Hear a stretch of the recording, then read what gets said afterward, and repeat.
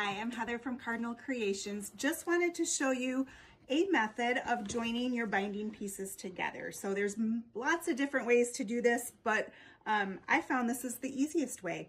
So once you're ready, it doesn't matter which side of your quilt you're putting your binding on. I chose to put my binding on the back side of my quilt because I'm going to wrap it around to the front side. So to join my two tails is what I'm going to call it. I have a good 12 inches left that I have not sewn my binding onto.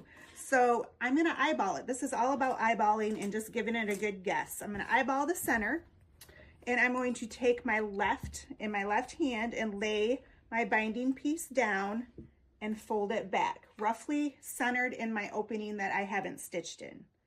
Then I'm going to take my right piece and lay that right over the top of my other piece of binding. Then we have a seam gauge, and I've measured it to about 1 inch. You can use any measuring tool you want to use to measure 1 inch back. So what I like to do is I slide my seam gauge up to where I folded my fabric is over here. So I have my left piece of binding fabric is folded over. My right piece is folded or just laid right on top, no fold. I'm going to take my seam gauge, guide that right on up to the edge of where my fold is. I like to fold it back, whether you fold it back or some people like to mark. And then I'm going to take my scissors and I'm going to cut through all layers. So all layers of my binding. So as you can see, when I pick this up and I open this up, I still have that inch that was folded over. So when I lay them across, it's a good healthy, almost 2 inches. So ideally, if I take my binding piece here, and if I cut a piece off of this, and I lay it over the width of my binding, and I lay it right here, it's the exact dimensions. So some people will use this as a template to hold, and you can cut, you just have to be careful to cut this bottom portion to match this side of your binding, and then the top side to match this side of your binding. So it doesn't matter which method you use, whether you use my little seam gauge and fold over, or you actually use your binding piece to measure. So once we get that cut, now we need to sew our pieces together. So I like to take my right side and open it up and lay it towards me.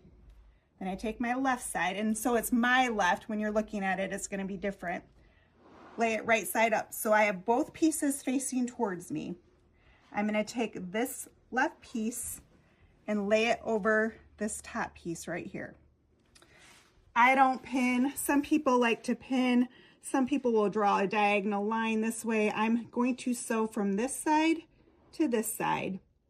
I'm going to trim off my extra and iron that open. But I'm just going to stitch it real quick for you guys so you can see what it looks like when it's finished. All right, so now we're ready to join our pieces together with our machine. I'm going to start in this corner here. I did not mark. I'm going to just sew this way. I don't pin either. I just kind of go with the flow here. So I get where my needle's going to come down in my corner of my fabric there. And I'm actually going to slow my machine down just a little bit here so I can help maneuver. And I want to guide my machine. And if I do this right, my ends will be nicely joined together with no slack in between. And always a good time before we trim anything here is to check, make sure I didn't twist anything, because that's the easiest thing to do.